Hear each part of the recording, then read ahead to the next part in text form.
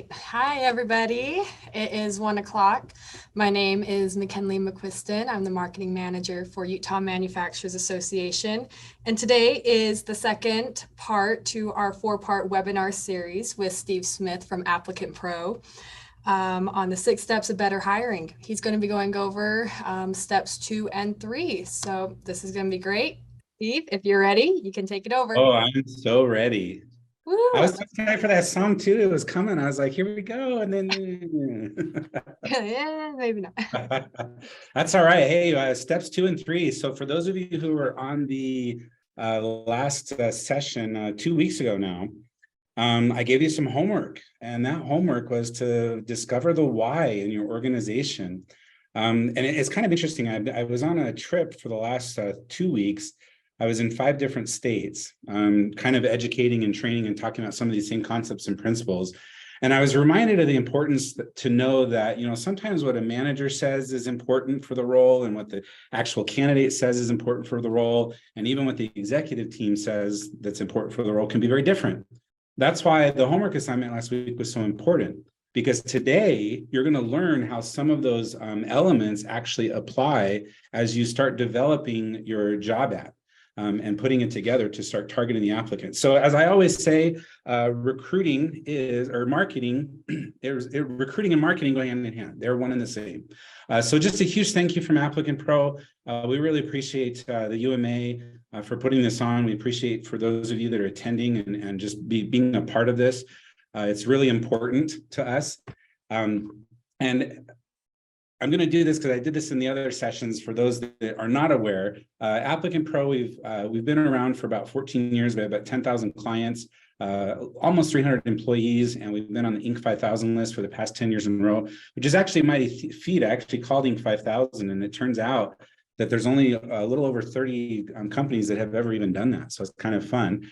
This is a little bit about me, just so you kind of know where I'm coming from. I am SHRM, CP, and PHR certified. I've been in the recruiting world for 17 years. This is actually the 3rd recession that I've been through, which is kind of exciting because going through recessions, it's a lot tougher on the market. But to me, recruiting is fun, and it should be fun. And it should be something that as an organization, it's a focal point, because when it's not, you struggle quite a bit. And so I've worked with thousands of companies across the country.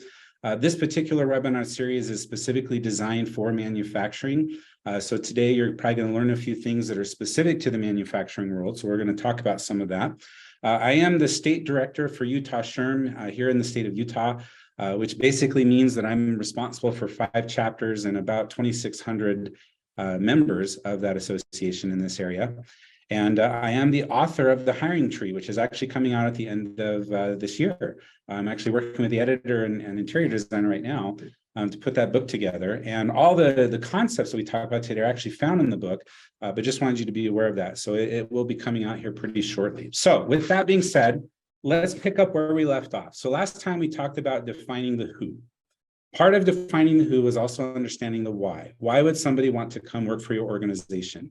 When you understand that particular principle and concept, it helps create the awesome job product that we're going to talk about today, and also helps to upgrade the message. And that's why we talked about defining the who last week and understanding the why, because if you don't understand those elements or concepts, it'll really make it difficult to work on your next homework assignment after the webinar today, and that is creating this awesome job product. So what does that mean? What does it mean to create an awesome job product? Well, basically, if you think about if recruiting is actually marketing, like we've just talked about, then the product that we're offering is the job, right? And if the job is what we're offering the job seekers, then we need to understand who we're looking for. Now, the old school way of recruiting is kind of like fishing, where we take a net, we throw it out there, and then we pull in the net, and we just kind of sift through the fish and find out which fish is important, right? Well, for any of you who are fishermen out there, I much prefer to pick a specific bait, go to a specific area, and then cast out and pull in a specific fish. It's no fun just casting out and just trying to get whatever comes, right? It's a lot more fun when you can actually find the specific people that meet the criteria they're looking for. And so one of the important elements here is to understand, especially in manufacturing, because manufacturing has a tendency to just want to cast out the net. And I get it. Some of your positions are production. Some of them are, they're just on the floor. They're just this evergreen type role that's constantly open that you're constantly trying to fill. But the reality is there are other positions that are very unique, like your machinists and CNC folks, right? There are quite a few positions that are very unique to your organization. And if you treat those positions the same as you do as your other staff, you're going to struggle. And so here's some questions that you need to start asking yourself before you even get to the point of writing your job ads. Who is the target job seeker that I want? Who am I trying to find? What kind of person ideally would fit this position? And what are some of the pains they might have? Think about it. When a candidate is looking for work, they often have a pain, okay? And the Gallup polls will tell you that 70% of the reason why somebody leaves their current company is because they don't get along with their current supervisor or manager. Well, if that's the case, and that's one of the pains they're trying to solve is getting away from a current supervisor or manager, then how can I address that pain in my job ad? Think about that for a moment. I'm trying to solve for a pain that you have as a job seeker, whether it's the schedule or the hours, whether it's the pay, whether it's the supervisor or the manager that you're working with, whether it's benefits or flexible hours, different shifts, et cetera. There's so many elements there that we have to think about. If somebody were to come into this role, what are some of the pains they might have coming into it? And that's why that homework assignment was so important, because you may have found in talking with some of the employees that are in the current position, they may have revealed some pains or things that they were trying to escape before that you had never thought about before. And that's important because it becomes part of our job ad. So then we get to, how do I differentiate that? How am I different? How is my organization different from everything else that they're looking for out there or the other companies that they're looking at? And how is my position different? And how is it going to help alleviate that pain? That's really what marketing is all about. I have a solution. I'm trying to alleviate a pain. In this case, I have a job posting and a position I'm trying to fill, and I'm trying to alleviate the pain that you're having in your current role to come work for me. Okay. So when we think about it in the context of marketing, it makes it a lot easier to kind of put this together. Now, this last one is so important. You have to truly believe that what you have to offer is actually valuable. I'm going to say it again. You have to truly believe that what you offer is valuable. Because during the interview process, whether it's the phone screen or the face-to-face or meeting with other managers or people on the floor, if it isn't believable, you're going to see more ghosting and more applicants just falling out of the process because they just couldn't capture it, right? They couldn't believe what you were actually telling them. And so you have to believe it yourself, right? If you're going to talk about some of these benefits and how we can help alleviate the pain, you also have to believe it, that it actually will alleviate pain. And the interesting thing about this is that sometimes we're so used to something in our own environment that we think, well, why would that be important? But yet somebody coming from a different area or a different company or a different just situation in life, they might look at it as the all hail solution they've been looking for the longest time. And so that's important to understand. And so believe in what you offer as an organization so that as applicants start meeting with you, they can kind of capture and be encapsulated by that belief. Does that make sense? So really important to kind of think about. So ask yourself these questions. These are so important as you begin this process of actually writing the role. Now I want to share a brief story of an experience here at Applicant Pro. And it's kind of interesting because most people don't think about this. When you think about benefits and what you offer your organization, we think about the traditional like health, dental, 401k, things of that nature. But the reality is sometimes those are not the most important benefits. And depending on the position, sometimes the benefits for different roles might stand out more than others. So here at Applicant Pro, close to 80, I think it's like 86% now of our employees are female. A lot of them come from homes where either they're returning to the workforce for the first time in years after having children. Some of them come from divorced homes. Some of them, their husbands have either been laid off or maybe it's just not quite cutting it right now. And so they're coming back to work. And so our CEO decided that we're going to go and we're going to research what is it about our employees that is the biggest stressor for them. What is frustrating them? Because we know that if there's something that's frustrating them at home, it actually can also carry into the workplace, right? Makes people more productive or less productive. And so what he found when we researched and talked with all the employees, the number one thing that was on their mind was a dirty house. Imagine that for a moment. Their biggest frustration was coming home to a dirty house. And part of that had to do, they were no longer home, and so they couldn't encourage their children to clean up. Some of them felt bad because they just weren't there as often as they used to be. And so our CEO developed this new benefit for house cleaning, where every month you have the option to receive $100 that you can use specifically for people to come into your home. And it's usually about $25 an hour. So it's equivalent to about 4 hours of house cleaning. So you can actually feel good when you come home and your house is actually clean. For those that don't want the house cleaning benefit, so for example, some of the moms said, well, it's not my house so much that's dirty, it's my car. My kids just trash my car with garbage and food and all kinds of crazy stuff. And so this benefit could also be used towards not just house cleaning, but car detailing and getting your car completely cleaned. Now, the reason I share this story is because when we think about what we offer and what we are providing our employees, sometimes we forget that the very benefits that they want may not always necessarily be the benefits that we currently offer. And so this house cleaning benefit for this particular group of people that work for our organization was phenomenal. Not only did it improve employee morale, but it actually helped with something that was very personal to them that made all the difference when they decided, hey, this is the company I want to work for because they care and they want to take care of us. And these are some of the opportunities and options that we have to help take care. So it was a fun idea, and we have now had this implemented for the past, I think, almost 5 years now.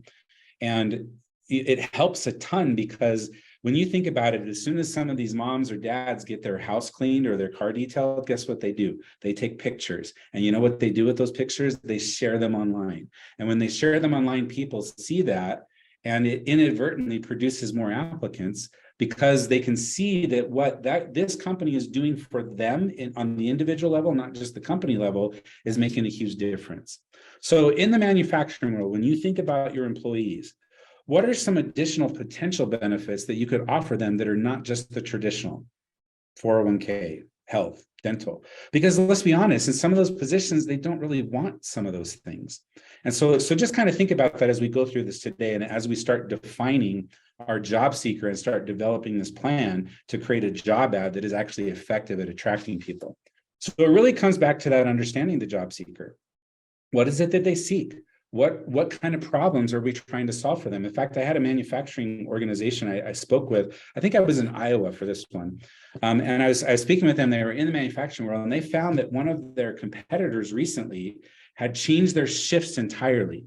And because of the shift changes, they were being forced to work hours that they did not want to work. And so that was a stressor for these employees that worked at the competition. So what did they do? They modified their job ad to talk about their fixed shifts and their fixed schedules that would never change, and the flexibility to choose those schedules. And guess what happened?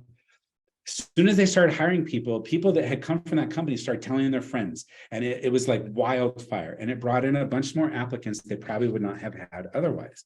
So sometimes we have to think, like, why, even the people that we've hired recently, have we talked with them recently about what they were leaving? What did they leave? Why did they leave? What was the number one reason they wanted to come work for us? These are important things to understand because it's not always about the money. Sometimes it's about the actual experience that they were having at their current or their previous employer at that point. I deal with that a lot with nonprofits. Nonprofits, they really can't offer more money. And let's be honest, some of you on this call today in your manufacturing world, you can't always offer the best amount of money compared to maybe some of the bigger outfits in your area. So what is it that differentiates you? Why would somebody want to come work for you compared to the others when it doesn't have to do with money? And then last but not least, which we already talked about, do you believe it's more valuable? And you need to kind of give into that, right? And believe it. So we have to upgrade our messaging. If we're going to provide a job ad that is actually going to attract people, and in my book, I call it the laws of applicant attraction. We really need to sell the idea of why they should come work for us. And one of the biggest problems that I see in the manufacturing world right now is they use their job descriptions as their job ads. Now think about that for just a moment. When you use a job description as a job ad, what is it about that job description that is sexy, for example? Think about that for just a moment. Will it attract them? Will it make them want to come work for you? I want to go back in time for just a moment. I do this in a lot of my presentations I do across the country, because when you understand where you've come from, it helps you to know where you want to go and where you want to be. When I first started my recruiting career, I actually didn't report to HR. I reported to the marketing team. Every week I would have a meeting with the marketing director and we would develop ads to help attract people. Why? Because back then, this is all we had. Think about it. I know some of you have been in the industry long enough, remember these days where I had to convince somebody to leave their house, come to my establishment, fill out a 15-minute paper application with the hope of being interviewed. There was no guarantee of an interview. It was just you come in, you fill out this 15-minute paper application, and maybe we'll interview you. Otherwise, we'll call you later. And I had to convince somebody to do that in this much space, to come to my place and my establishment to fill out this 15-minute application. Think about that for just a moment. Back then, recruiting was all about marketing to the individual. I only had so much that I could tell them in that ad to convince them that I was the right fit for them. The problem is when the internet started introducing itself, it made a lot of us a little bit lazy, because what did we start doing? Well, we're like, well, we've got this job description. I'm not limited to this much space anymore. So why don't I just throw the whole job description up there? Okay, great. Let's do it. Boom. And in some cases, it had to do with legal requirements. Sometimes there are some industries where from a legal perspective, you have to list the whole job description. The problem is we let the whole job description define how we market our positions. And with that, we started losing that old school way of doing things, which was actually purposefully and intentfully marketing our position to the emotions of the job seeker that's actually trying to get into a better situation. And we lost this ability, which is really sad. And which is also why I'm excited, because a lot of those elements are now starting to come back. We're going to talk about that in future webinars about how those things are coming back. But when we understand that history and where we've been, we can understand better why we want to go where we want to go. So unfortunately, the internet just didn't help with that. So let's talk about some of the elements of a good job ad. So going forward, you shouldn't post your job description anymore. And actually, did you know that a lot of the search engines have a quality control factor? So over the last 2 years, there have been an influx of scam artists that have posted fake jobs, trying to steal identities and all of those things that they do, affiliate scams, et cetera. And the core of what happened with that is it caused a lot of the job boards to step back for just a moment and say, okay, are there certain elements about these scam artists that we can help mitigate up front so that we actually have good job ads on our job board, so that we're attracting the right people to positions that actually exist and are not causing our applicants to suddenly apply for something that's not even real? And so what they did is they started establishing a concept called quality control. Quality control says that if we see an ad that contains certain elements, chances are much higher that that particular job ad is probably a scam. And quite honestly, it's not a very quality job anyway. And so if that's the case, the algorithms now, so an algorithm, just to educate you on this, Indeed at its core is a search engine, not a job board. It is a search engine, which means concepts of search engine optimization must apply to your job ads in order to attract and to receive more applicants. The problem with a job description is a job description usually is never search engine friendly. Think about that for just a moment. It is not search engine friendly. And on top of that, these algorithms are designed to quickly rank your position and grade it so that your ranking and where you lie when you do a job search and what page and the top and all that stuff is determined based on how effectively written your job ad is. That is important to understand, because now the elements of the past where we had to write a job ad that was attractive and would convert people to actually want to come in, well, it's different. They can do it online, but those same elements now apply. So when you think about your job ad, I need to write a job ad that is attractive to the job seeker. So first and foremost, your job ad needs to be 90% employee focused. What does that mean? That means that my job ad can't just simply be a job description that's about me, the company, and about the role. with a whole bunch of bullet points that just kind of list that. It's funny. I talk with a lot of owners, right, from manufacturing companies and CEOs and CFOs. You know what I tell them? And you know what they tell me? They always say, well, Steve, nobody reads it anyway. And I'm like, well, of course they don't read it, because it's just a job description. Who would want to read that? Now imagine if you actually had a captivating job ad that was actually helping them understand what your organization is about and allowing them to kind of see themselves working for you. Think about how much more effective that is, and they'll actually read it. So the reason they're not reading it is because you're not giving them anything worth reading. Does that make sense? So just kind of think about that. So 90% employee focused. One of my favorite sections on job ads is this About Us section. I talk about this all the time. It shouldn't be about us. It should be about you. Or in other words, it should be about them, the job seeker. So in this About Us section, typically we copy it from our website, we throw it on our job ad, and we push it out there. But think about that for just a moment. Who wrote the About Us section? Typically the marketing team or somebody in that genre, right? Who do they write it for? They typically wrote it for the clients, right? The customers, the people that they're trying to attract, the vendors, the business, right? That is what that About Us section is typically written for. And yet we're going in, we're copying and pasting that About Us section, throwing it on our job ad, and it's not even targeting the actual job seekers. So one of the first things that you can do to make it more employee focused is take that About Us section and customize it to be actually about your organization, but more specifically, your organization as it relates to the position and the applicant being in that position. One of the words that I'm going to use a lot is impact. What is the impact? And this is why you had to do the why homework last time. What is the impact that that position has in the company? If I don't fill this role in the organization, what impact does that have on my revenue, on my workers that are already in that role, on the manager of that department? What is the impact? Think about how powerful that can be. If that's the impact, where I'm going to have people have to cover work, I'm going to have people come in other shifts, et cetera, to kind of cover that. By filling this role, the impact that this new applicant is going to have is to be in this team environment to help facilitate what they're already doing well, right? And to help fill in some of the gaps and make a difference. Why not tell them that in the job ad? Why not have the About Us section be about them to say, your role in this company, this position you're applying for, this is the impact it has with our organization and why it's important to us.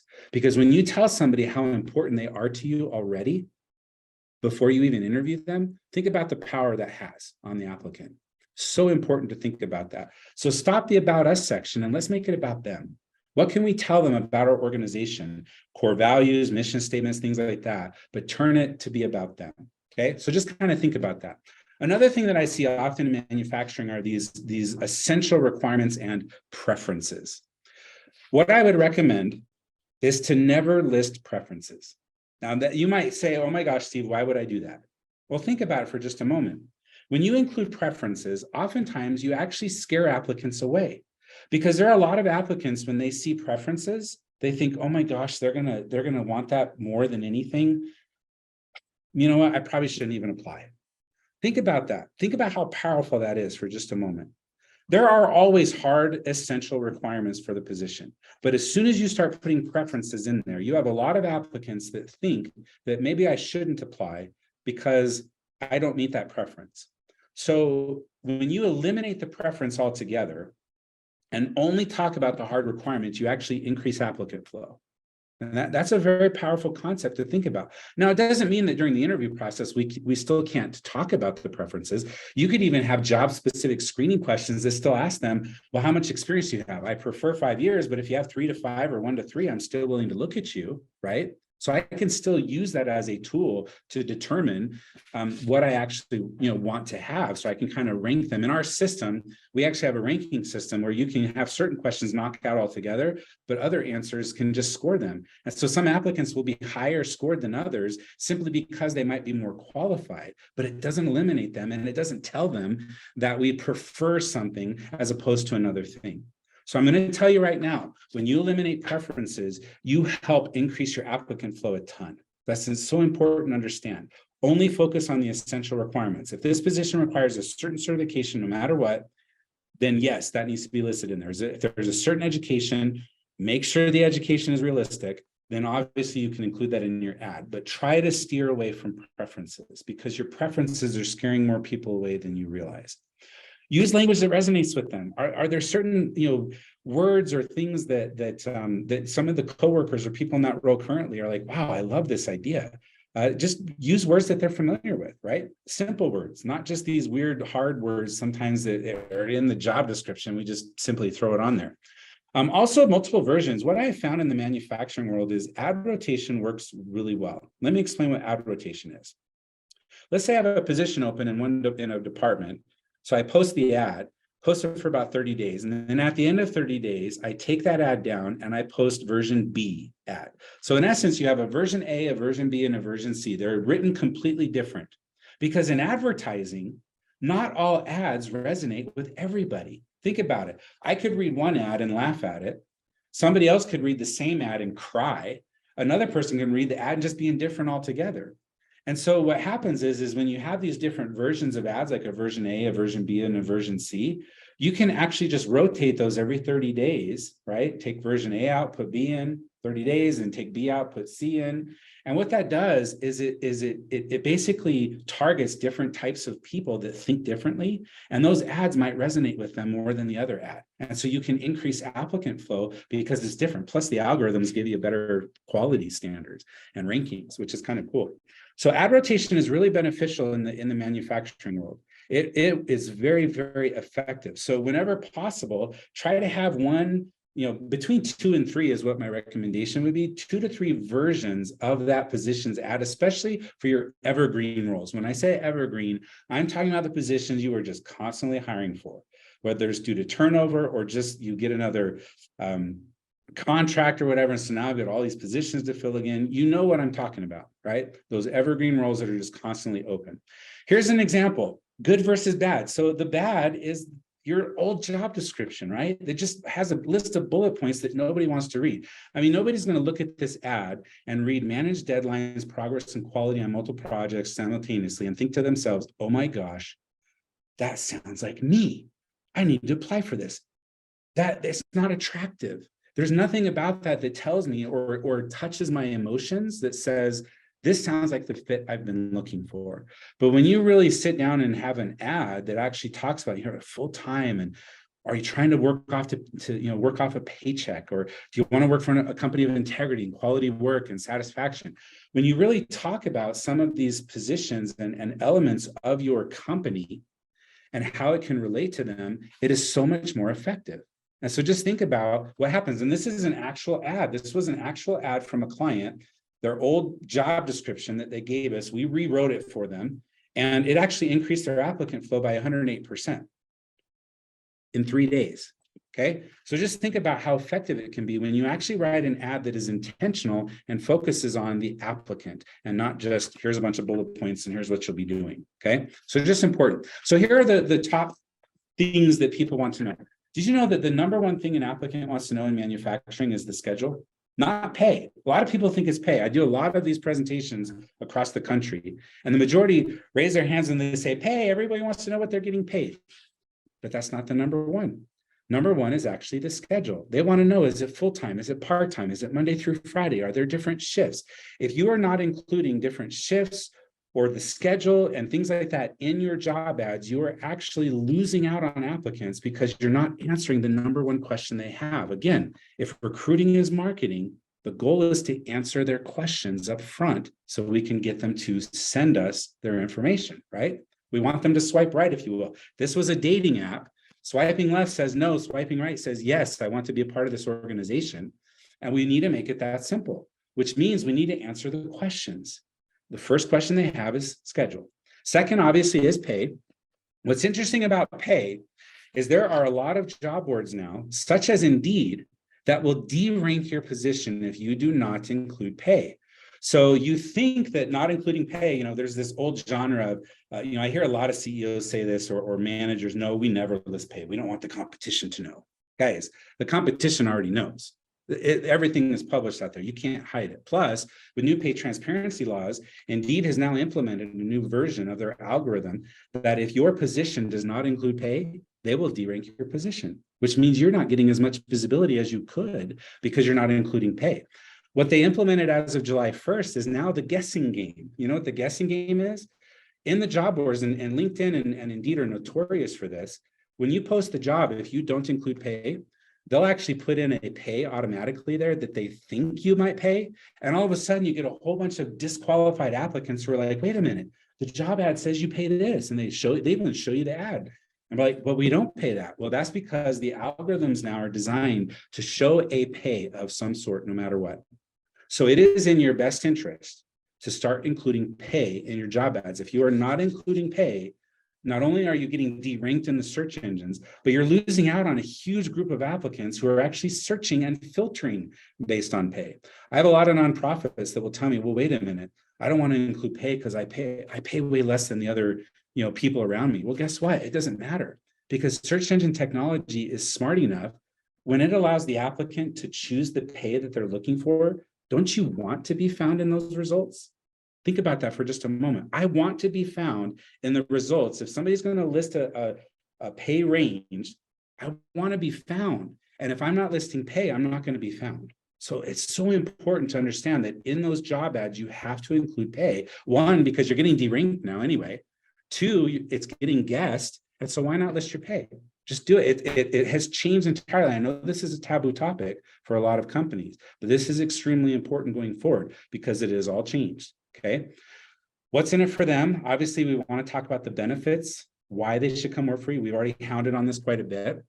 And in fact, if your applicant reads your ad and says, wow, this sounds like me, or I can't wait till the interview, or man, I wonder if they're going to call me yet or message me. I'd love to be interviewed. Like you want to create this feeling in them that they're like, oh man, this sounds like what I've been looking for. I really hope they call me. That's kind of the feeling they should get when they read your ad. So just think about that. So guess what, guys? Those are the next two steps for this particular presentation today. Obviously, if you have questions, you're welcome to reach out to me. We have some really cool tools available online.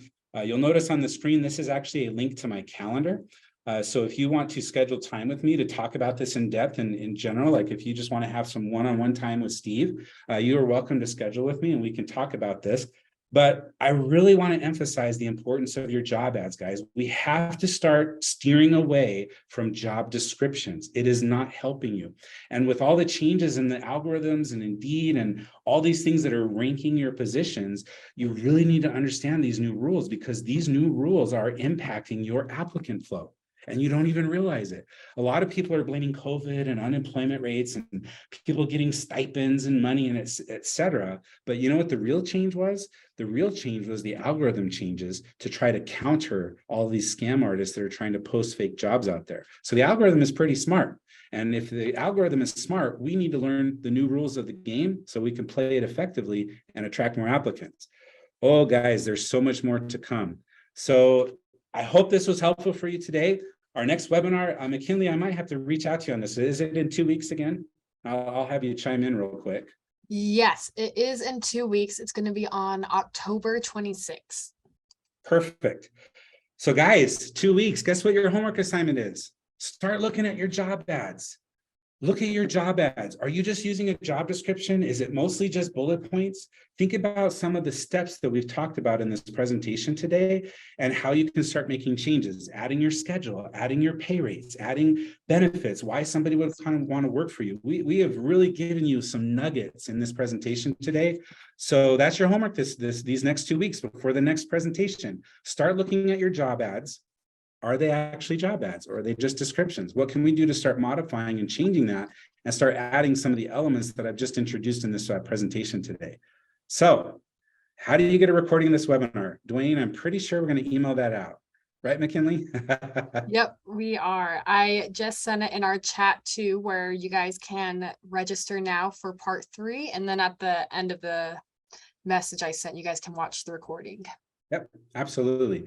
And if you missed the first recording from the week or 2 weeks before, it is posted. Guys, if you have other friends that are in HR or that are in manufacturing, share these recordings with them. I promise you they will love you for it, okay? Because these are such important practices and things that are happening in the marketplace right now. So that's it. That's all I've got for today. I don't see any questions. I saw a few answers come through. how do we access recordings and things like that, which is great. So that's perfect. So yeah, so if there's any questions, you're welcome to reach out to me directly. You can schedule with me at any time. And then, like I said, 2 weeks, webinar number 3. I can't wait. Yep, it's going to be good. Hopefully by Friday, I will have this recording available for everybody to go back and watch if you want a refresher. But this was awesome. Thank you, Steve. Okay. All right. Take care, guys. Happy hiring.